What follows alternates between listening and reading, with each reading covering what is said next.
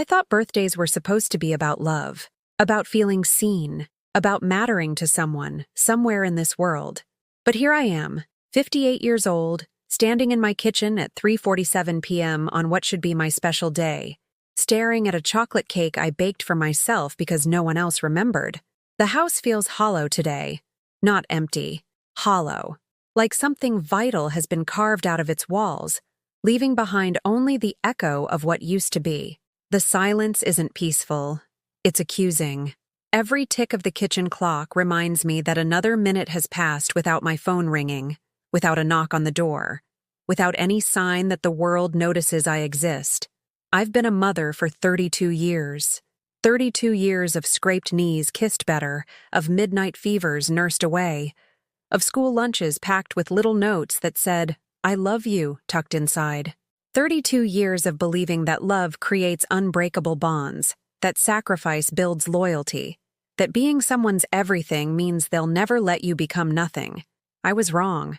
The cake sits there like a monument to my foolishness. 3 layers, just like I used to make for Daniel when he was little. Rich chocolate frosting swirled with the patience of someone who still believes in traditions, in the magic of homemade things, in the idea that effort translates into love received. I even lit the candles. 58 of them crowded onto the surface like a small forest of hope. Hope for what? A phone call that never comes? A visit from a son who has decided I'm no longer worth his time? The wax is dripping now, creating small craters in the frosting I spent hours perfecting. Each melted drop feels like another piece of my heart dissolving. Another year of my life acknowledged by no one but the calendar on my refrigerator. The same calendar where I still circle Daniel's birthday in red ink, where I still mark his children's school events, even though they're not really my grandchildren, even though his wife made it clear years ago that I'm an inconvenience to be tolerated rather than family to be embraced. I raised Daniel alone after his father walked out when he was 7. 7 years old, confused and angry, asking me why Daddy didn't love us enough to stay. I became everything for him. Mother, father, cheerleader, disciplinarian, best friend. I worked 2 jobs to pay for his baseball uniforms, his school trips, his college applications. I sat in hospital waiting rooms when he broke his arm, attended every parent-teacher conference alone, cheered from the bleachers at games where other kids had both parents and I had twice the love to give. I thought that counted for something. I thought sacrifice earned you a permanent place in someone's heart. The phone finally rings at 8:23 p.m. My heart jumps with pathetic gratitude, scrambling to answer before it stops, before I lose this one thin thread connecting me to my son. But when I hear his voice, I know immediately that this isn't the call I've been waiting for. "Oh, hey, Mom." His tone is flat, distracted. I can hear voices in the background, his new life happening around him while he performs this obligatory check-in with his past. "Sorry I'm calling so late. It's been a crazy day." "That's okay, sweetheart," I hear myself say, hating how eager I sound, how grateful I am for these crumbs of attention. I had a quiet day, made myself a little cake. That's nice. But he's not really listening. I can tell because his voice has that distant quality it gets when he's looking at his phone while talking to me, when I'm competing with text messages and social media notifications for his attention. "Listen, I can't talk long. We're about to put the kids to bed." The kids? His stepchildren who call his wife's ex-husband Dad and refer to me as Daniel's mom when they acknowledge my existence at all. Children I've tried so hard to love, to include, to win over with homemade cookies and birthday presents carefully chosen to match their interests. Children who accept my gifts politely and forget my name. "Of course," I say, swallowing the words I really want to speak. "How are they doing? How's Emma's soccer going? And little Jake's reading program?" There's a pause that stretches too long, and I realize he doesn't remember telling me about these things. He doesn't remember that I listen to every detail about their lives, that I care about their achievements and struggles even though they barely know I exist. "They're fine," he says finally, his voice carrying that edge of impatience that creeps in when he thinks I'm being too involved, too interested in the life he's built without me. "Listen, Mom, I need to tell you something." Something in his tone makes my stomach drop. It's the voice he used when he was 16 and had crashed my car, when he was 22 and needed money he couldn't pay back, when he was 30 and getting married to a woman who made it clear from day one that she considered me an obstacle to their happiness rather than a welcome addition to their family. "You're not my priority anymore, Mom." The words hit me like a physical blow, stealing the breath from my lungs and making the kitchen walls feel like they're closing in. I gripped the phone tighter, certain I must have misheard, that my son, my baby, my everything, couldn't possibly be saying what I think he's saying. "I have my own family now," he continues, and each word falls like a stone into the silence between us. "Linda and the kids, they need me. They come first. I can't keep dividing my attention, and I can't keep feeling guilty about not having enough time for everyone." If you enjoy emotional stories like this one, please subscribe to our channel. We're working toward 1,000 subscribers, and it really helps our work. And please comment which city you're watching from. I want to argue. I want to remind him that I never asked him to feel guilty, that I only ever wanted to be part of his life, not the center of it. I want to tell him that there's enough love in a heart to encompass everyone, that choosing family isn't like choosing a restaurant where you can only pick one option from the menu. But the words stick in my throat like sawdust, dry and impossible to swallow, because somewhere deep down, in the part of my soul that recognizes truth even when it destroys me, I know this conversation has been coming for years. I've felt him pulling away, felt myself becoming less important with each new milestone in his life, his marriage, his promotion, his stepchildren's achievements that he celebrates while forgetting mine exist. "I understand," I whisper, though I don't understand anything anymore. "I love you, Daniel." "Yeah, love you too, Mom. I have to go." The line goes dead, and I'm left holding a phone that weighs nothing but feels like it contains all the sorrow in the world.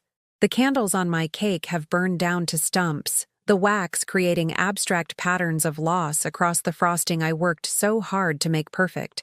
I blow them out one by one, and in the darkness that follows, I finally allow myself to cry. Tomorrow, I tell myself, I'll figure out what comes next. Tomorrow, I'll find a way to be okay with being forgotten by the person I love most in the world. But tonight, I'll just sit in the dark and mourn the death of everything I thought I knew about love, loyalty, and the bonds between a mother and her child. Tonight, I'll grieve for the woman who believed that being everything to someone meant you'd never become nothing to them. Tonight, I'll try to remember who I was before I became Daniel's mother, before I made him my whole world, before I forgot that I was a person worth loving even when no one else seemed to remember. The weeks that followed felt like watching a slow-motion avalanche destroy everything I'd built.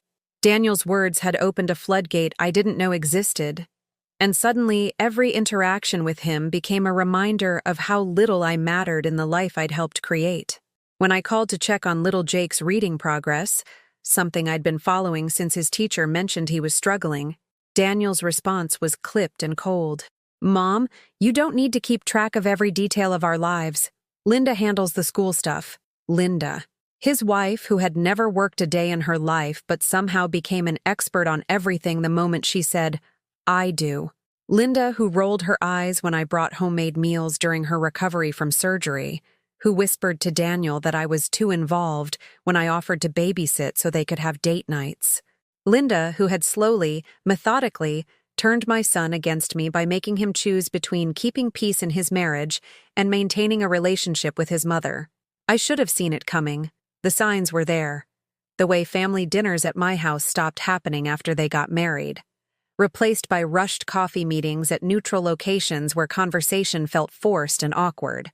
The way my carefully chosen Christmas gifts for the children were met with polite thank yous but never mentioned again. While Linda's mother's presents were photographed and posted on social media with gushing captions about the best grandmother ever. The way Daniel stopped calling me just to talk, stopped sharing the small details of his daily life that had once made me feel connected to his world. Our conversations became transactions, brief exchanges of necessary information delivered with the efficiency of someone checking items off a to-do list. Last month, when I mentioned that I'd love to take Emma to see the children's theater production she'd expressed interest in, Daniel's response was swift and cutting. "Emma's calendar is pretty full with her real grandparents' activities. Linda's parents take her to those kinds of things. Real grandparents. As if my love for that little girl was somehow artificial. As if the years I'd spent trying to build a relationship with children who weren't biologically mine, but whom I'd hoped to love as my own, meant nothing because we didn't share DNA. I remember the day I realized how completely I'd been erased from their family narrative. I was at the grocery store, standing in line behind Linda's mother, Margaret, when I heard her talking to the cashier about her weekend plans. "Oh, we're having a wonderful family barbecue," Margaret was saying, her voice bright with genuine excitement. "All the grandchildren will be there. Emma's becoming quite the little chef. She helped me make homemade ice cream last weekend. And Jake is teaching me to play his new video game. These children keep me young, I tell you." I stood there, invisible and forgotten, listening to this woman describe activities with children I desperately wanted to share experiences with. Margaret had what I'd been denied: access, acceptance, the simple joy of being included in the lives of the next generation. While I sent birthday cards that went unacknowledged and offered help that was politely declined, she was making memories and building bonds that would last forever. The cashier smiled warmly. "How wonderful. There's nothing like time with the grandkids." "Oh, absolutely," Margaret agreed. "These are my daughter Linda's children." Well, Emma and Jake aren't biologically Linda's, but she's been their mother since they were tiny. Their father Daniel is such a good man. He really lucked out when he found our Linda. She's given him a real family. A real family. The words echoed in my head as I watched Margaret load her groceries. Groceries that would probably become snacks for a family gathering I'd never be invited to. Ingredients for meals shared with children who would grow up knowing her voice, her hugs, her stories, while remaining strangers to mine. I left my cart in the aisle and walked out of the store without buying anything. I couldn't face the thought of purchasing food for meals I'd eat alone, of pretending my life was normal when everything about it felt like a cruel joke being played at my expense. The exclusion wasn't just about big events. It was in the thousand small ways I was reminded that I no longer belonged. When Daniel posted family photos on social media, I noticed how carefully they were composed to include Linda's parents while I remained absent. Birthday parties I heard about secondhand, school plays I learned about after they'd happened, family traditions that had formed around my absence. I tried reaching out to Linda directly once, woman to woman, hoping we could find some common ground in our love for Daniel and the children. I called her on a Tuesday afternoon, when I knew the kids would be in school and she might have time to really talk. "Hi, Linda, it's Clara," I said when she answered, trying to keep my voice light and friendly despite the way my hands were shaking. "I was hoping we could maybe have coffee sometime, just the two of us. I feel like we've never really had the chance to get to know each other." The pause that followed was so long I wondered if the call had dropped. When Linda finally spoke, her voice was carefully controlled, the tone someone might use with a persistent telemarketer. "Clara, I appreciate the thought, but honestly, I don't think that would be appropriate. Daniel and I have worked very hard to establish boundaries that work for our family unit. I hope you can respect that. Boundaries. Family unit. The clinical language people use when they want to sound reasonable while being deliberately cruel. She was telling me, in the most polite way possible, that I was an outsider who needed to stay outside. "I just thought," I began, but she cut me off. "I really need to go. The house is a mess and the kids will be home soon. Take care, Clara." The line went dead, leaving me staring at my phone and wondering when caring about my son's family had become an invasion of privacy, when wanting to be included had become crossing boundaries, when loving people had become inappropriate. That evening, when Daniel called for his weekly obligation check-in, I could hear the tension in his voice before he even spoke. "Mom, Linda mentioned you called her today." "I did," I said, refusing to apologize for wanting a relationship with the woman who'd married my son. "I thought it might be nice if we could—" "You can't do that," he interrupted, his voice sharp with irritation. "You can't call my wife and put her in uncomfortable situations. She doesn't owe you a relationship just because you want one." "I wasn't trying to make her uncomfortable," I protested, feeling like a child being scolded for breaking rules I didn't know existed. "I just thought, that's the problem, Mom. You think too much about our lives." You need to step back and let us be a family without constantly trying to insert yourself into every situation. Insert myself. As if wanting to know my son's children was pushy. As if caring about their lives was intrusive. As if being their grandmother, step-grandmother, whatever, was something I had to earn rather than something that came naturally with loving Daniel. I raised you alone for 25 years, I said quietly, the words coming out before I could stop them. I never had anyone to step back and let us be a family. I was your family. That was different, Daniel said, but his voice had lost some of its edge. That was just us. This is complicated. Complicated. Everything about my relationship with my son had become complicated since he'd decided that loving me was somehow incompatible with loving them. Since he'd bought into the idea that families were zero-sum games where including one person meant excluding another. I miss you, I whispered, the admission escaping before my pride could stop it. I miss being part of your life. Another long pause. In the background, I could hear Linda calling him to dinner, could hear the children laughing about something, could hear the sounds of the life he'd built without me. I have to go, Mom, he said finally. We'll talk soon. But I knew we wouldn't. Not really. We'd have more of these stilted conversations where I pretended everything was fine, and he pretended he didn't notice how much his distance was destroying me. After he hung up, I sat in my living room and looked around at the photos covering every surface, pictures of Daniel at every stage of his life, from his first steps to his wedding day, evidence of a love that had once been the center of both our worlds, now displayed like artifacts in a museum of what used to matter. I realized then that I was mourning not just the relationship I'd lost, but the woman I used to be, the mother who'd been needed, wanted, essential, the woman who'd had purpose beyond her own survival. Now, I was just Clara, not Daniel's mom, not Emma and Jake's grandmother, not anyone's anything, just a 58-year-old woman learning what it meant to be invisible in plain sight. I started trying harder after that phone call, which I know now was my biggest mistake. When you're drowning, you grab at anything that might save you, even if it's pulling you deeper underwater. I became the mother I'd never been before, desperate, needy, pathetic in my attempts to matter again. I began sending care packages to their house every few weeks, homemade cookies for the children, Daniel's favorite soup when Linda mentioned on social media that he had a cold little gifts I found on sale that I thought might make them smile. Each package was carefully prepared, wrapped with the kind of attention I used to put into Christmas presents when Daniel was young, and still believed I hung the moon. The packages disappeared into their lives like stones thrown into a deep well. No thank you calls, no acknowledgments, no signs that my efforts had been received at all. When I finally worked up the courage to ask Daniel if the children had enjoyed the art supplies I'd sent for Emma's birthday, his response was a distracted, "Oh yeah, she got those. Thanks." That was it. $40 spent on specialty-colored pencils and sketchbooks, hours spent researching what an 8-year-old artist might enjoy, all reduced to, "She got those," delivered in the same tone he might use to acknowledge receiving a utility bill. I tried showing up at Jake's soccer games, thinking surely no one could object to a grandmother cheering from the bleachers. I arrived early, found a good spot, and waited with the nervous excitement of someone about to see family perform. When Daniel spotted me across the field, his face went through a series of expressions: surprise, embarrassment, and finally resigned irritation. He walked over during halftime, his smile forced and tight. "Mom, what are you doing here?"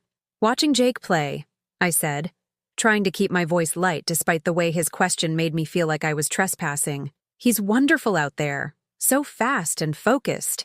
"You can't just show up at things," Daniel said, glancing back toward Linda, who was pointedly not looking in our direction. "These events are for immediate family. You make it awkward for everyone." Immediate family. I wasn't immediate family anymore, apparently. The woman who'd given birth to him, raised him, sacrificed everything for him. I was now extended family at best, an unwelcome presence at worst. I began, but he was already shaking his head. "You have to ask first, Mom. You can't just appear at our lives whenever you feel like it." I left at halftime, walking back to my car while other grandparents cheered for children who would go home with them afterward, who would tell them about the game over dinner, who would remember their faces in the crowd years later when they had children of their own. The worst part was how normal I tried to act around other people. When my neighbor, Mrs. Patterson, asked about Daniel's family, I found myself creating elaborate fictions about our close relationship. Yes, the children were doing wonderfully. Yes, we saw each other regularly. Yes, they were so grateful for everything I did for them. The lies felt necessary, protective. I couldn't bear the pity I'd see in people's eyes if they knew the truth, that my only child had essentially divorced me, that I was the kind of mother whose son had outgrown her so completely he could barely tolerate her presence. I even lied to myself, planning elaborate scenarios where Linda would realize she needed me. Maybe one of the children would get sick and she'd be overwhelmed, and I'd swoop in with chicken soup and capable hands. Maybe Daniel would get a promotion that required travel, and they'd need a reliable babysitter who loved the children unconditionally. Maybe Linda's parents would move away, leaving a grandmother-shaped hole in their lives that only I could fill. These fantasies sustained me for weeks at a time, little movies playing in my head where I was essential again, needed again, loved again. But reality had a way of intruding on even my most carefully constructed delusions. The reality was Daniel's voice when I called to ask if I could take the children school shopping, offering to buy them new clothes for the fall semester. His sigh was audible through the phone, heavy with the kind of exhaustion people feel when dealing with persistent problems they can't solve. "Mom, Linda already took them shopping. They have everything they need." "I know, but I thought maybe they could use some extra things. Or maybe we could just spend time together, let them pick out something special." "They don't need anything special from you," he said, the words landing like slaps. "They have grandparents who take care of those things. You don't need to try to buy your way into relationships. Buy my way in." As if my desire to give gifts came from manipulation rather than love. As if wanting to provide for children was somehow mercenary rather than natural. As if grandmothers throughout history hadn't expressed love through the simple act of giving. "That's not what I'm doing," I protested. But even as I said it, I wondered if he was right. Had my gifts become desperate attempts to purchase affection? Had I become the kind of relative people tolerate because she brings presents, not because she brings joy? "Look, Mom," Daniel continued, his voice taking on the patient tone people use with children or the mentally impaired. "I think you need to find some hobbies, some friends, some kind of life that doesn't revolve around us. It's not healthy. Not healthy." As if loving your child and grandchildren was a psychological disorder requiring treatment. As if wanting to be part of their lives was a symptom of something broken inside me rather than the most natural thing in the world. "My life doesn't revolve around you," I lied, knowing even as I said it that he was absolutely right. I have plenty of other things going on, but I didn't. My days were structured around opportunities to contact them, my weeks planned around potential visits that never materialized, my months measured by holidays I hoped to share, but was rarely invited to celebrate. I'd become a satellite orbiting a planet that no longer acknowledged my existence. The final humiliation came 3 weeks later, when I discovered through Facebook that they'd had a family reunion I hadn't been told about. Linda had posted dozens of photos. Children playing in a backyard I didn't recognize. Adults gathered around tables laden with food I hadn't helped prepare. Multiple generations sharing the kind of easy joy that comes from belonging somewhere. Daniel was in every photo, laughing with Linda's cousins, helping Linda's father flip burgers on the grill, pushing Emma on a swing while Jake ran around with children I'd never met. He looked relaxed and happy in a way I rarely saw anymore, comfortable in his role as husband and father within this extended family that had embraced him completely. Margaret was there, of course, holding court at a picnic table surrounded by grandchildren who clearly adored her. In one photo, she was helping Jake make a sandwich, his small hand resting trustingly on her arm. In another, she was braiding Emma's hair while the little girl leaned against her grandmother's shoulder, with the comfortable intimacy of someone who felt perfectly safe and loved. I studied those photos like archaeological evidence of a life I'd been excluded from, searching for any sign that I'd been missed. Any empty space that might have been meant for me, but the gathering looked complete without me, full and joyful, and exactly as it should be. No one was looking around wondering where Clara was. No one was saving me a seat at their table. The comments under the photos were full of warmth and gratitude. Best family reunion ever. Thanks for hosting, Margaret. Can't wait for next year. Daniel had even commented, love these people. So grateful for this amazing family. This amazing family. Not his family. This family.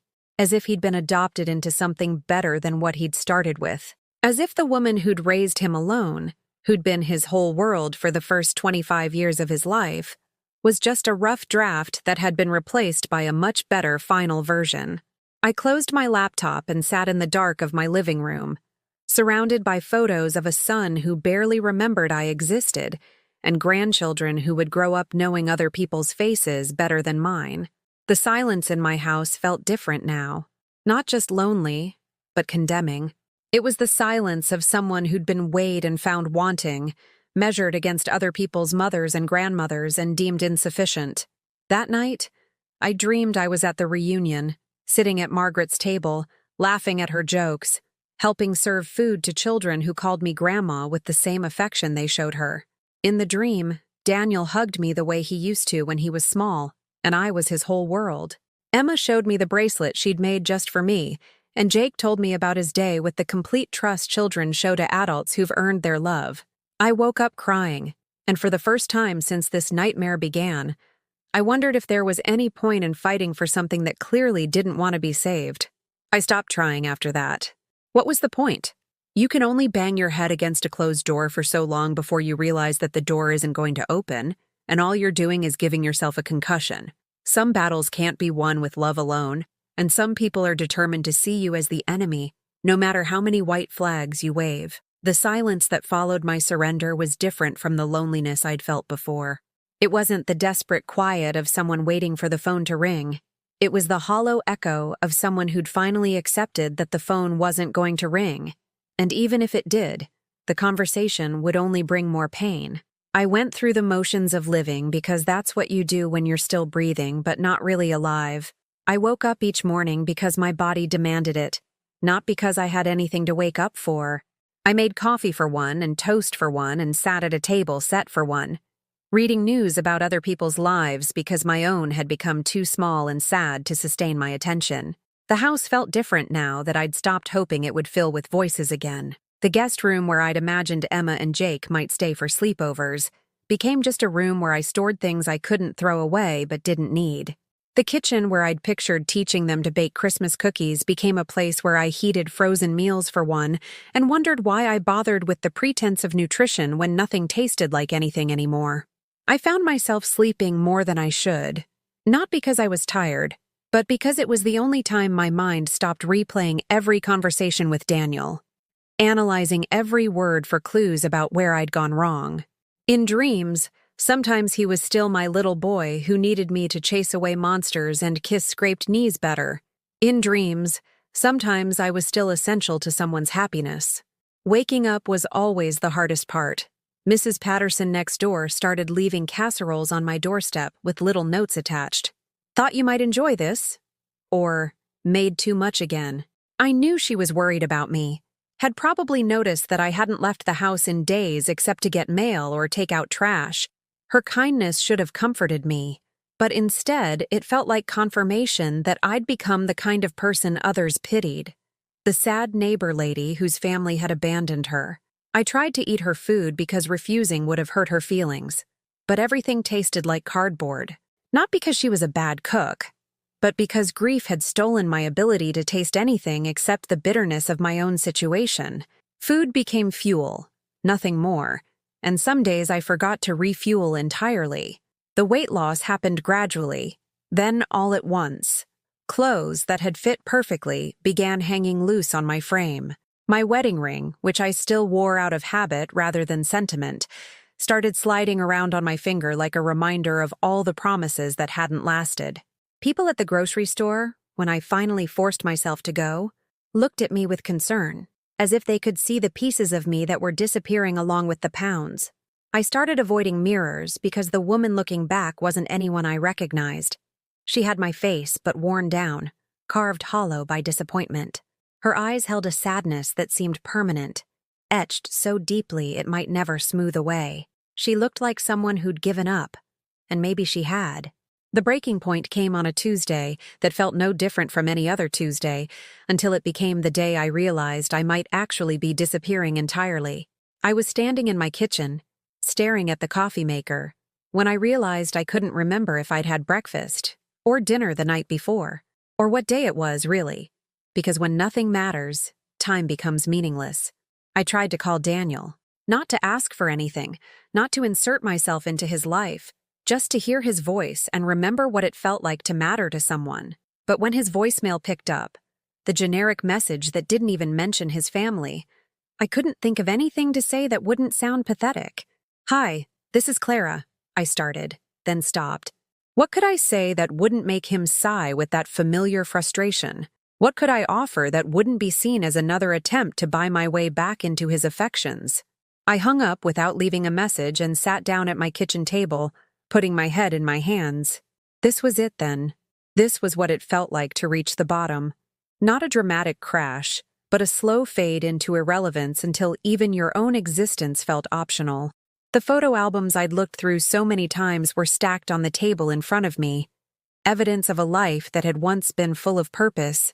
Daniel as a baby, chubby and perfect, and completely dependent on me for everything. Daniel starting school, nervous and excited, holding my hand like an anchor. Daniel graduating, proud and accomplished, thanking me in his speech for being the best mom a guy could ask for. When had that stopped being true? When had I transformed from the best mom he could ask for into someone he could barely tolerate? When had love become burden, support become intrusion, care become control? I started removing photos from their albums, methodically, mechanically, like someone performing surgery on her own memories. Maybe if I took apart the evidence of what we used to mean to each other, the pain of what we'd become would hurt less. Maybe if I could separate the then from the now, I could find a way to live with both. But each photo I removed felt like losing him all over again. The little boy who'd slept in my bed during thunderstorms was gone. The teenager who'd brought me handmade cards on Mother's Day was gone. The young man who'd called me crying when his first girlfriend broke his heart was gone. They'd all been replaced by someone who saw me as an obligation he'd rather not fulfill. A responsibility he'd gladly pass to someone else if social convention allowed it. The Daniel in these photos wouldn't recognize the man who'd told his mother she wasn't his priority anymore. Or maybe he would. Maybe the seeds of this rejection had been there all along, and I'd been too blind with love to see them growing. Maybe every sacrifice I'd made, every need of my own I'd put aside to focus on his, had inadvertently taught him that my feelings didn't matter as much as his convenience. I thought about all the times I'd said, "It's okay," when it wasn't okay. All the times I'd smiled when I wanted to cry, stayed silent when I wanted to object, given in when I wanted to stand firm. Had I trained him to treat me as expendable by acting like my own needs were expendable? The kitchen grew dark around me as I sat there surrounded by scattered photographs, pieces of a puzzle I could no longer assemble into anything that made sense. Outside, I could hear the sounds of normal life continuing. Children playing, dogs barking, families gathering for dinner. Inside, I felt like I was fading away, becoming as translucent as the memories I'd been trying to preserve. That's when I found it, tucked behind a photo of Daniel's high school graduation, a piece of paper I'd forgotten existed, my acceptance letter to nursing school dated 33 years ago. I'd been 25, single, ambitious, ready to build a career helping people heal. But then I'd met Daniel's father, gotten pregnant, gotten married, and gotten sidetracked by the beautiful chaos of becoming someone's mother. "Congratulations, Clara Morrison," the letter began. "We are pleased to inform you that you have been accepted into our Bachelor of Science in Nursing program. Your application demonstrates the compassion, intelligence, and dedication we seek in healthcare professionals." Compassion, intelligence, dedication. Someone had once seen those qualities in me. Someone had once believed I had something valuable to offer the world beyond my ability to pack lunches and kiss scraped knees. I held that letter like a lifeline, like proof that I'd once been a person with dreams that had nothing to do with anyone else's approval or need. I'd been Clara before I was Daniel's mother, and somewhere deep inside the wreckage of my current life, that Clara might still exist. But I still had something left. something they'd forgotten in all their careful exclusion of me from their perfect family picture. Something that had been mine before Daniel was even born, that would be mine long after he stopped pretending to care whether I lived or died. I still had myself, battered and forgotten and nearly invisible, but still here, still breathing, still capable of more than just fading away into the background of other people's happiness.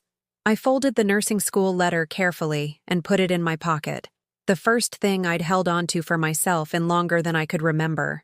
The nursing school letter sat on my kitchen counter for 3 days before I worked up the courage to do anything about it. For 3 days, I walked past it like it was evidence of a crime, the crime of having once believed I could be more than just someone's mother, someone's convenience, someone's afterthought. But on the 4th day, something shifted. Maybe it was Mrs. Patterson's latest casserole sitting untouched in my refrigerator, another kindness I felt too empty to appreciate. Maybe it was catching a glimpse of myself in the hallway mirror and not recognizing the hollow-eyed woman staring back. Or maybe it was simply that rock bottom has a way of becoming surprisingly solid ground when you finally stop falling. I picked up the letter and read it again, this time hearing the words differently. Compassion, intelligence, dedication. These weren't qualities that disappeared just because your child decided you were inconvenient. They weren't traits that expired when you reached 58 or became invisible to the people you'd spent your life serving. I started small, a walk around the block, just to prove my legs still worked. The morning air felt different against my skin, sharper, more real than the stale atmosphere of my house where I'd been hiding from a world that had apparently moved on without me. Neighbors I barely knew nodded hello from their gardens, their casual friendliness a reminder that life continued to happen whether I participated or not. The community center was only 6 blocks away, a low brick building I'd driven past hundreds of times without really seeing. But walking there gave me time to notice things. The carefully tended flower boxes along the sidewalk, the children's artwork displayed in windows, the bench where elderly people sat feeding pigeons and watching the world go by with the patient attention of those who'd earned the right to observe rather than perform. Inside, the walls were covered with flyers for activities I'd never considered: senior water aerobics, book clubs, computer classes, volunteer opportunities. Behind the front desk, a woman about my age with silver hair and laugh lines looked up from her paperwork with genuine warmth. "Can I help you, honey?" The simple question nearly undid me. When was the last time someone had asked if they could help me? When was the last time I'd felt worthy of assistance rather than like a burden to be managed? "I'm not sure," I admitted, which was the most honest thing I'd said to another human being in months. "I think I need to figure out how to matter again." Her name was Ruth, and she didn't ask for my whole sad story or offer empty platitudes about everything happening for a reason.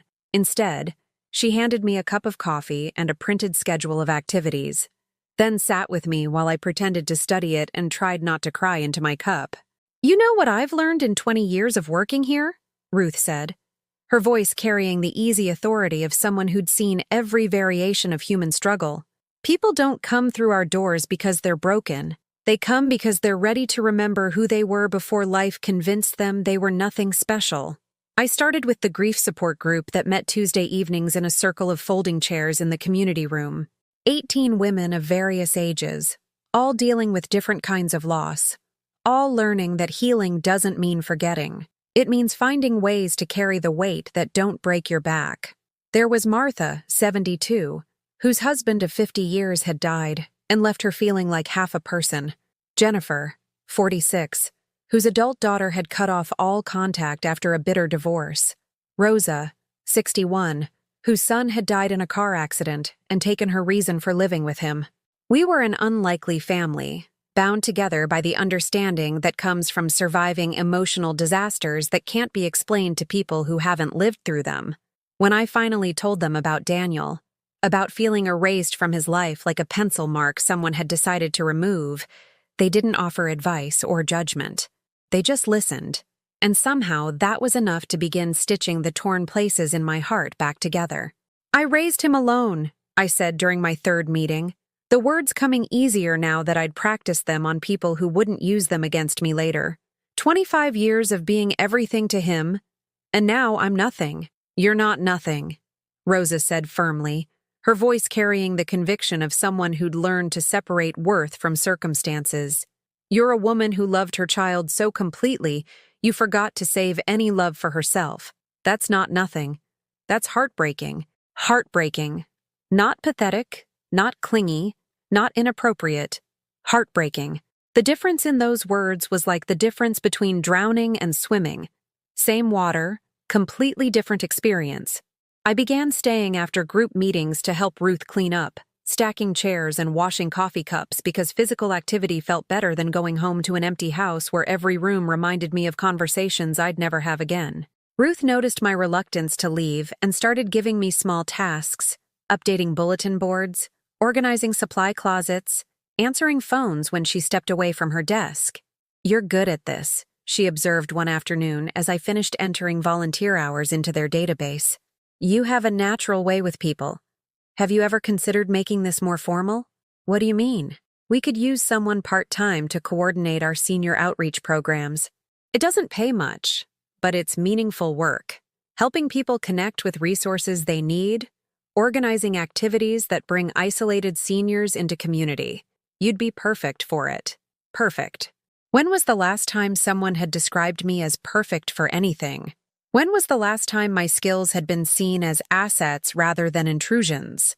I took the job, 20 hours a week at $12 an hour, which was barely enough to cover my groceries but felt like winning the lottery because it meant someone needed what I had to offer. Someone valued my experience, my reliability, my ability to listen to people who felt forgotten by the world. My first assignment was organizing visits to homebound seniors, people whose families lived far away or were too busy to check in regularly. I started with Mrs. Chen, 87, whose daughter lived in California, and called once a month with updates about grandchildren who'd never visited their grandmother. Mrs. Chen's apartment was neat but lonely, filled with photographs of family members who existed more in memory than in daily life. We sat at her kitchen table drinking tea from delicate china cups, while she told me stories about the restaurant she and her husband had run for 40 years before arthritis and age forced them to sell. "People think getting old means becoming useless," she said, her hands steady despite their tremor as she poured our second cup. "But I remember things. I know how to make wontons from scratch, how to calculate profit margins in my head, how to manage difficult customers without losing my dignity. Just because my body doesn't work like it used to, doesn't mean my mind is empty." I thought about Daniel, about how easily he'd dismissed decades of my experience and wisdom as irrelevant to his new life, about how Linda's mother got to be the wise elder while I'd been relegated to the category of someone whose opinions didn't matter anymore. "Your knowledge has value," I told Mrs. Chen, meaning it completely. "Your stories matter. The things you've learned deserve to be shared." She smiled, the first real smile I'd seen from her during our visits. "I keep hoping my granddaughter will want to learn my recipes someday, before it's too late." "Maybe she will," I said. "And if she doesn't, maybe someone else will. Maybe teaching doesn't always have to happen within families." As I said it, I realized I was talking to myself as much as to her. Maybe being useful didn't require Daniel's permission. Maybe having something to offer the world didn't depend on my biological family recognizing my worth. Over the following weeks, I visited 12 different seniors, each carrying their own version of the same story: children too busy to call, grandchildren who knew other people's voices better than theirs, decades of accumulated wisdom with no one interested in receiving it. But they weren't broken or bitter, these forgotten elders. They were resilient, insightful, funny, kind. They were everything I'd been before I'd started measuring my worth by Daniel's attention span. Being with them reminded me of something I'd forgotten in all my desperation to matter to people who decided I didn't. I'd been focusing so hard on forcing my way back into one family that I'd missed the opportunity to create new ones, chosen ones, families built on mutual respect rather than biological obligation. I wasn't more door. I wasn't grief anymore. I wasn't even anger, though that had sustained me for a while when nothing else could. I was decision. The decision to stop apologizing for taking up space in the world. The decision to offer my gifts to people who wanted them rather than people who felt burdened by them. The decision to remember that being a mother was something I'd done, not everything I was. For the first time in months, I woke up with something to look forward to rather than another day to survive. I had places to go, people to see, work to do that mattered. I had a purpose that belonged to me, that couldn't be taken away by anyone else's change of heart or shift in priorities. I was still Daniel's mother, and I probably always would be, but I was Clara first. And Clara had value that existed independent of anyone else's recognition or approval. Clara had work to do. 3 months into my new life, I was a different woman. Not different in the dramatic way of movie makeovers, but different in the quiet, substantial way that comes from remembering your own value. I walked straighter, spoke clearer, looked people in the eye when they talked to me. The mirror in my hallway no longer reflected a stranger. It showed Clara, a woman with purpose who happened to be 58 years old instead of finished. The senior outreach program had grown under my coordination. What started as visits to 12 isolated seniors had expanded to 28 regular clients, plus a monthly community lunch that brought together people who'd been eating alone for too long. Ruth had given me a small office, really just a converted supply closet with a desk and a phone, but it felt like a corner of the world that belonged to me. I'd also started something I hadn't planned, a cooking class for seniors who wanted to learn recipes from other cultures. Mrs. Chen taught wontons. Giuseppe from down the hall shared his mother's pasta sauce secrets, and Maria showed us how to make tamales that would make our grandchildren weep with joy, if our grandchildren were the type to appreciate such things. The classes weren't really about cooking, of course. They were about mattering, about having knowledge worth sharing, about creating the family connections our biological families hadn't provided. We were building something together. A community of the overlooked, the dismissed, the too old to be useful anymore crowd who discovered we were anything but useless. I was writing up notes from that day's session when my phone rang. The number was familiar, programmed into my contacts but rarely used anymore. My heart did that old familiar skip, the Pavlovian response to Daniel's calls that I hadn't quite trained out of my system despite everything. "Hi, Mom." His voice sounded strained, tired in a way that had nothing to do with physical exhaustion. "I hope I'm not bothering you, bothering me." As if I'd ever been too busy for him to call, as if I hadn't spent months desperately waiting for exactly this moment. But something in his tone kept me from falling back into the old pattern of reassuring him that nothing was more important than his attention. "I'm just finishing up some work," I said instead, which was the truth. I had work now, responsibilities that belonged to me, deadlines that mattered to people who counted on me. "What's going on?" There was a pause, and I could hear background noise that sounded chaotic. Voices arguing, something crashing, a child crying. Not the peaceful family harmony Linda's social media posts always depicted. It's complicated," Daniel said, and I recognized the same word he'd used months ago to explain why I couldn't be part of his life. "Linda and I are having some problems. Big problems. And the kids." His voice trailed off, and I heard him take a shaky breath. Part of me wanted to rush in with comfort, to offer solutions, to be the mother who fixed everything like I'd done for the first 25 years of his life. But a larger part of me, the part that had been built over these past months of learning my own worth, stayed quiet and waited for him to continue. "Emma's been acting out at school," he said finally. "Getting in fights, failing tests, completely different from the sweet kid she used to be. And Jake won't talk to anyone about anything. He just sits in his room playing video games and ignoring everyone who tries to connect with him." I listened, my heart aching for children who were caught in the middle of adult problems they couldn't solve or understand. But I didn't offer advice. I'd learned in my support group that sometimes people needed to say everything out loud before they were ready to hear anything back. "Linda's been different since her parents moved to Florida," Daniel continued. "More demanding, more critical of everything I do. She says I'm not present enough for the family, but when I try to be more involved, she tells me I'm doing everything wrong.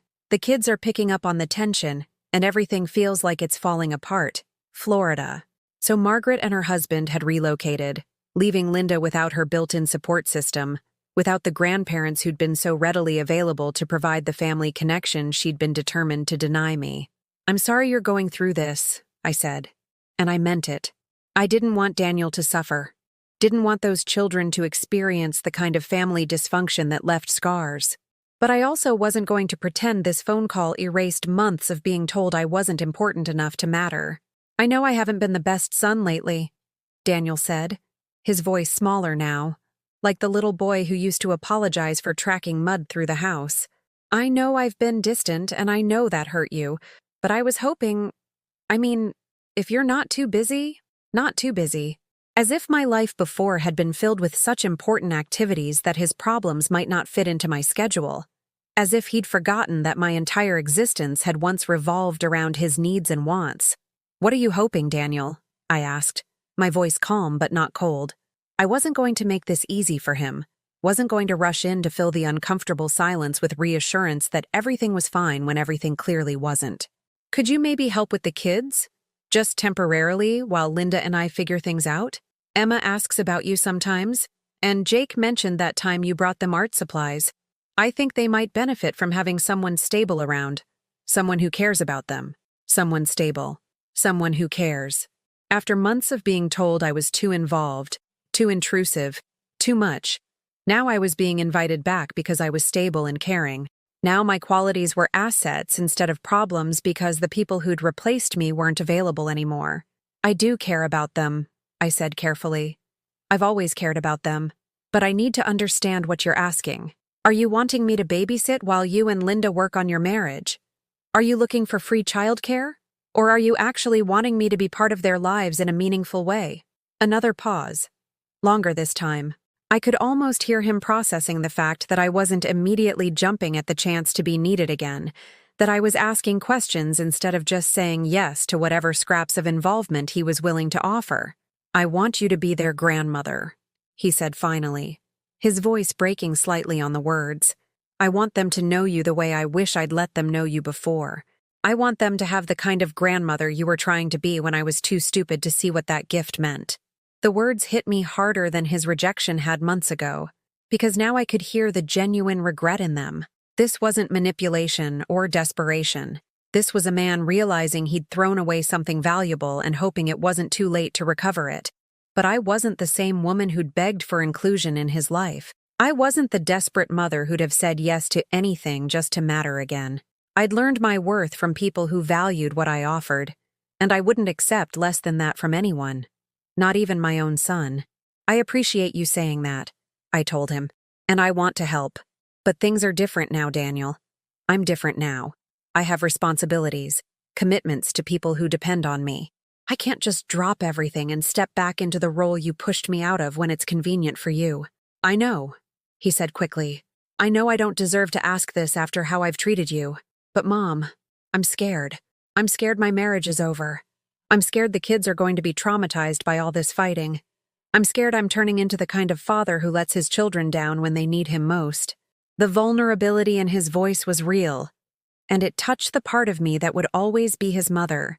But it didn't erase the months of feeling worthless, the nights of crying myself to sleep, the slow rebuilding of my self-respect that had been necessary after he'd demolished it.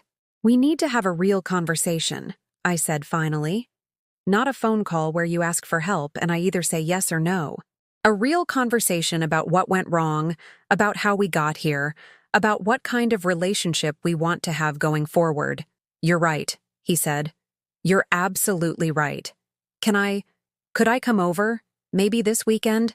We could talk, really talk, and maybe you could meet with Emma and Jake afterward if you're willing.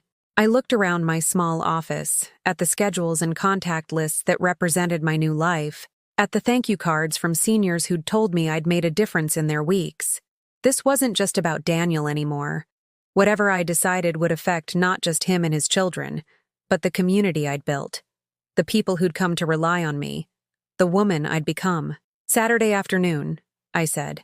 But Daniel, I need you to understand something. I'm not the same person you dismissed 6 months ago.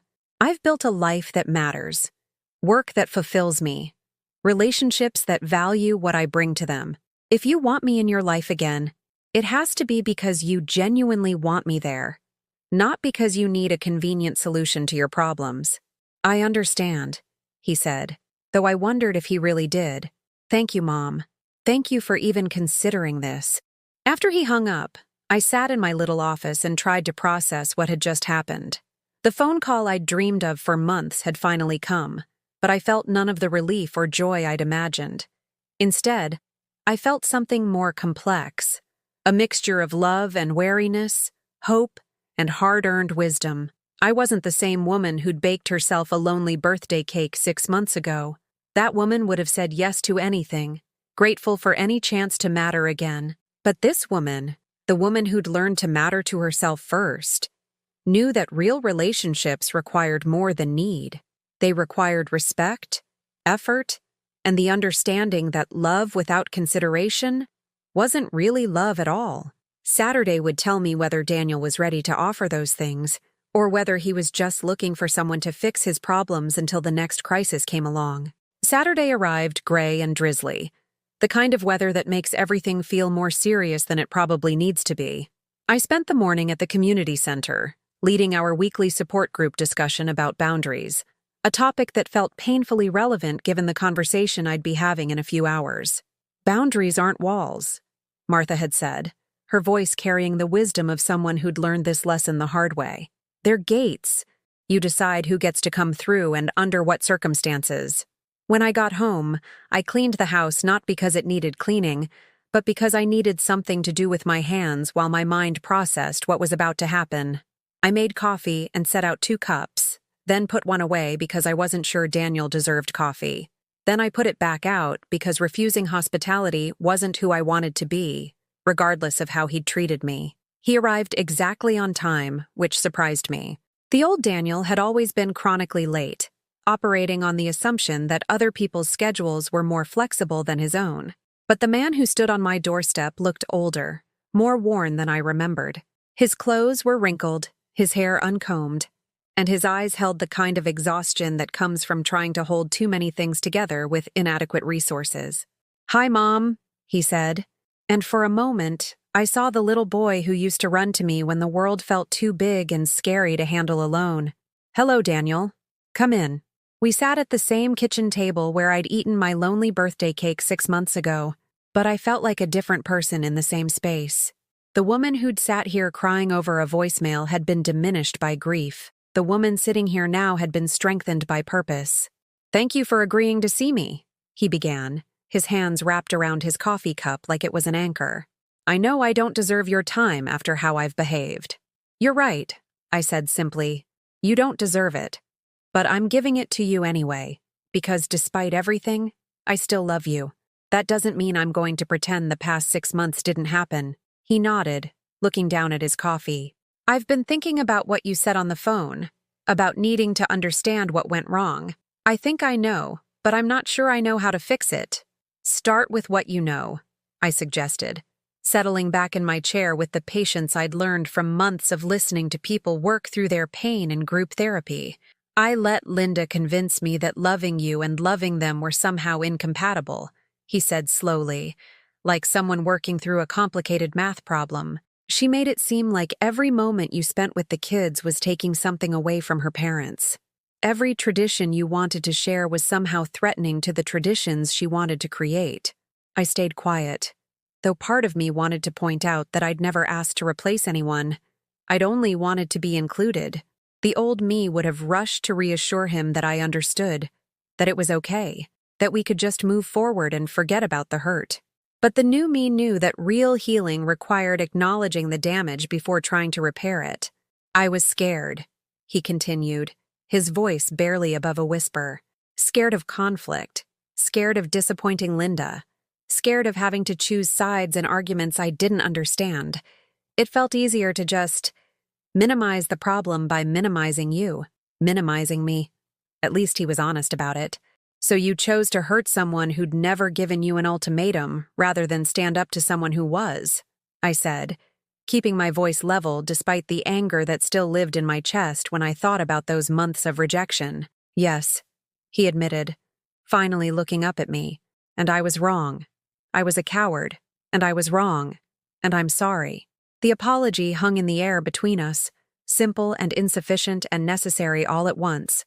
I'd waited months to hear those words, but now that they'd come, they felt like the beginning of a conversation rather than the end of one. I appreciate you saying that, I told him. But apologies don't erase consequences, Daniel. You didn't just hurt my feelings. You taught your children that people who love you can be discarded when they become inconvenient. You showed them that family loyalty is conditional, that promises don't mean anything when they conflict with keeping peace. His face crumpled, and I saw him really understand for the first time what his choices had cost everyone involved. Emma asked me last week why you stopped coming around, he said, his voice thick with regret. She said she missed your cookies and the way you listened to her stories without trying to fix everything. And Jake said he thought maybe you didn't like him because you never visit anymore. Those words hit me like physical blows. All this time, I'd been focused on my own pain, but the children had been casualties too, confused and hurt by the sudden disappearance of someone they'd started to care about. What did you tell them? I asked. The truth, he said, that I'd made some bad decisions about our family, and that I was trying to figure out how to fix them. Emma asked if that meant you might come back, and I told her I hoped so, but that it was up to you, up to me. After months of being told I had no say in anything, suddenly the decision was mine. It should have felt empowering, but instead it felt heavy with responsibility. Daniel, I need you to understand something, I said, leaning forward so he couldn't miss the seriousness in my voice. If I agree to be part of their lives again, it can't be temporary. I can't be the grandmother who appears when you need help and disappears when your marriage improves. Children need consistency. They need to know that the people who claim to love them won't vanish the moment it becomes inconvenient to keep them around. I know, he said quickly. I know. And I promise, don't promise, I interrupted. Promises are easy to make and easier to break. Show me that you've learned something from this mess you created. Show me that you're capable of standing up for the people you claim to love when someone tries to push them out. We talked for 2 more hours, working through the details of what a real relationship might look like. Not the desperate, one-sided relationship I'd tried to force before, but something based on mutual respect and clear expectations. He would have to have conversations with Linda about boundaries and inclusion. He would have to be willing to defend my place in their lives if she tried to undermine it again. He would have to remember that being a husband didn't mean he stopped being a son. When Emma and Jake arrived that afternoon, brought by a reluctant Linda who stayed in the car with the engine running, I saw myself through their eyes for the first time in months. Not as the intrusive woman their stepmother had painted me to be, but as someone who was genuinely happy to see them. Grandma Clara! Emma threw herself into my arms with the enthusiasm of an 8-year-old who'd missed someone important. Daddy said you might want to hang out with us again. Jake was more cautious, hanging back until I sat down on his level and asked about the book he was carrying. When he discovered I'd read the entire series and had strong opinions about the plot twists, his reserve melted into animated conversation about dragons and magic systems and whether the author had really planned the ending from the beginning. For 3 hours, we were just a grandmother and her grandchildren, building block towers and reading stories, and making the kind of easy memories that don't require explanation or apology. They told me about school and friends, and the new puppy Linda's parents had gotten before moving away. I told them about my work at the community center and the cooking classes, and Mrs. Chen's amazing wontons. When Linda finally honked the horn impatiently, signaling that their time with me was over, both children hugged me goodbye with the kind of fierce affection that made me remember why I'd fought so hard to be part of their lives. Can we come back next week? Emma asked, her small hands gripping mine like she was afraid I might disappear again. That's up to your dad and Linda, I said, looking pointedly at Daniel. But I hope so. After they left, Daniel lingered on my doorstep, looking like he wanted to say something but couldn't find the words. Thank you, he said finally, for giving us another chance. For not making this easy, but not making it impossible either. This is just the beginning, Daniel, I told him. The real test comes when Linda pushes back, when keeping me in your lives becomes inconvenient, when you have to choose between my feelings and her comfort again. That's when I'll know whether anything has really changed. He nodded, understanding that I wasn't just welcoming him back. I was putting him on notice. The woman who'd once accepted any treatment just to maintain a connection was gone. In her place stood someone who knew her worth and wouldn't settle for less than she deserved. As I watched him drive away, I felt something I hadn't experienced in months. Cautious hope. Not the desperate hope of someone drowning and grabbing at life preservers, but the steady hope of someone who'd learned to swim and was willing to get back in the water. But only on her own terms. The real test would come soon enough. But for today, it was enough to know that I could face whatever came next from a position of strength rather than need, dignity rather than desperation. For today, it was enough to remember that love without respect isn't really love at all. And I'd finally learned to require both. The test I'd warned Daniel about came sooner than expected.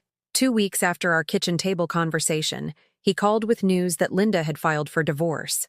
Their marriage, which had survived my exclusion and thrived on my absence, couldn't withstand the reality of 2 people who'd built their relationship on avoiding difficult conversations rather than having them. She said she felt like she was competing with everyone for my attention, Daniel explained during our Tuesday evening phone call. A weekly tradition we'd established as part of rebuilding our relationship. When I told her that including you in our lives wasn't negotiable anymore, she accused me of choosing my mother over my wife. And what did you tell her? I asked, though I already knew the answer from the fact that he was calling me at all. I told her that love isn't a competition with winners and losers, that I was tired of being forced to choose between people I cared about, that if she couldn't accept my family, then maybe we weren't as compatible as we'd thought. It was exactly what I'd wanted him to say 6 months ago. But now that the words had finally come, I felt more sad than vindicated. I didn't want Linda to suffer. Didn't want those children to experience the chaos of divorce. Didn't want Daniel to have to rebuild his entire life, because he'd finally learned to stand up for what mattered. But I also knew that relationships built on ultimatums and exclusions were doomed from the start. Linda had demanded that Daniel choose her over everyone else in his life, and when he'd finally refused to keep making that choice, she'd had nowhere else to go except out the door. The divorce proceedings were swift and, thankfully, amicable when it came to the children. Linda moved back to Florida to be near her parents, and Emma and Jake chose to stay with Daniel in the house where they'd lived most of their lives. The transition was hard on everyone, but especially on 2 children who were learning earlier than anyone should that the adults you depend on don't always keep their promises.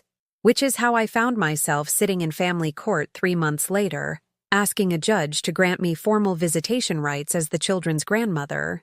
It felt surreal, having to legally establish my right to love children I'd been trying to love all along, but Daniel's lawyer had recommended it to protect everyone involved. Your Honor, Daniel said when asked to explain why he supported my petition, my mother has been the most consistent, loving presence in these children's lives. During a period when I made some terrible decisions about my family, she never stopped caring about their well-being. She never stopped being available when they needed her. She's the grandmother they deserve to have, and I'm grateful they'll get the chance to know her properly. The judge, a woman about my age with kind eyes and graying hair, looked down at Emma and Jake sitting in the front row. Children, do you want Mrs. Morrison to be part of your lives? Yes, Emma said immediately, bouncing slightly in her seat. She makes the best cookies and she remembers everything I tell her about school. And she teaches cooking classes where you learn to make food from all different countries. Jake, more thoughtful at 10, took a moment before answering. She listens without trying to fix everything, he said finally. And she doesn't get mad when I want to talk about books more than sports. She makes me feel like my thoughts matter. My throat tightened hearing those words. Understanding that what I'd been trying to force months earlier had happened naturally once I'd stopped being desperate and started being genuine. These children loved me not because I was related to them, but because I'd earned their affection through consistent care and attention. The visitation order granted me every other weekend and alternating holidays. More time than I'd ever been given before, formalized and protected by law. But more importantly, it represented something I'd never thought I'd have again, a place in someone's life that couldn't be taken away by someone else's insecurity or fear. That first official weekend with Emma and Jake, we established our own traditions. Saturday morning pancakes shaped like their initials, afternoon visits to the seniors at the community center, where Mrs. Chen taught Emma how to fold wontons, and Giuseppe showed Jake how to make pasta from scratch. Sunday evening story time, where we read chapter books together and debated plot twists like literary critics. They helped me understand that being a grandmother wasn't about competing with other people for the role. It was about offering something unique that only I could provide. I wasn't trying to replace Linda's mother or become their primary parent. I was simply being Clara, a woman who happened to love them and had time to show them what 60 years of living had taught me about cooking and kindness, and making your way in a world that doesn't always make sense. 6 months after the divorce was finalized, Daniel met Sarah at a parent-teacher conference. She was Jake's teacher, a gentle woman in her 40s who'd been divorced herself and understood the complexities of blended families. When Daniel asked if he could introduce me to her, I felt something I hadn't experienced in years, the simple pleasure of being included from the beginning, rather than fighting for acceptance after the fact. Sarah and I bonded over our shared commitment to Emma and Jake's well-being, and over our mutual understanding that love expands to include new people rather than contracting to exclude old ones. She didn't see me as a threat to her relationship with Daniel, and I didn't see her as another person trying to push me out of my family's life. "I've heard so much about you," she said when we first met, her smile genuine and warm. "The kids talk about their grandmother Clara constantly. You've clearly made quite an impression." It was refreshing to be described as an impression rather than an intrusion, to be welcomed rather than tolerated, to be seen as an asset to the family rather than a complication to be managed. When Daniel and Sarah married 2 years later, a small ceremony in my backyard garden, surrounded by the people who actually mattered to them, Emma and Jake insisted that I sit in the front row, not because I was being honored as the groom's mother, but because I was their grandmother, an important person in their lives who belonged at important moments. During the reception, as I watched Daniel dance with his new wife while Emma and Jake ran around the garden with other children, I thought about the woman I'd been 3 years earlier, the woman who'd measured her worth by other people's attention, who'd believed that love meant accepting whatever scraps of affection people were willing to offer. That woman had been broken by rejection because she'd built her entire identity around being needed.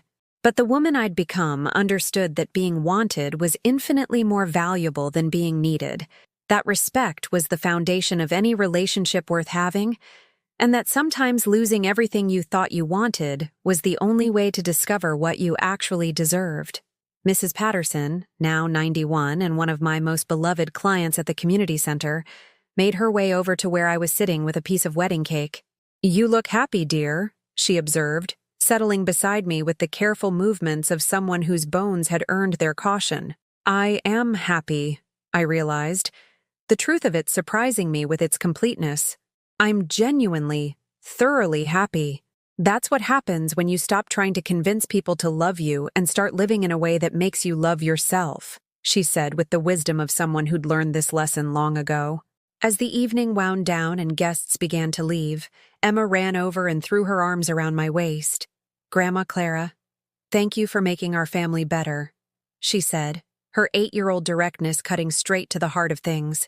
Later, as I cleaned up in my kitchen, the same kitchen where I'd once eaten birthday cake alone and listened to a voicemail that shattered my world, I reflected on how dramatically life could change when you finally learned to value yourself enough to require others to value you too. I still had the acceptance letter from nursing school, now framed and hanging in my office at the community center, not because I regretted the path I'd taken, but because it reminded me that I'd always been more than just someone's mother. I'd always been Clara, a woman with gifts worth sharing and dreams worth pursuing, even if it had taken me 58 years to remember that. Daniel called that night to thank me for everything I'd done to make his wedding special. "I love you, Mom," he said, and for the first time in years, I knew he meant it without reservation or condition. "I love you too, sweetheart," I replied. "All of you." And I did. I loved them all. Daniel, Sarah, Emma, Jake, even the memory of Linda, who'd taught me the valuable lesson that some battles are worth fighting and some aren't worth winning. But most importantly, I'd learned to love myself, not the desperate, needy love of someone trying to fill empty spaces with other people's approval, but the quiet, steady love of someone who'd discovered her own worth and decided it was worth protecting. The silence in my house that night wasn't lonely anymore. It was peaceful, full of the contentment that comes from knowing you matter, not because someone else needs you, but because you've built a life worth living, relationships worth having, and a version of yourself worth being. Sometimes the best thing that can happen to you is losing everything you thought you wanted. It's the only way to discover what you actually deserve. And what I deserved, it turned out, was everything I'd finally learned to give myself: respect, dignity, purpose, and love that didn't require me to diminish myself to earn it. At 61, I was finally, completely, unapologetically myself, and that woman was worth loving,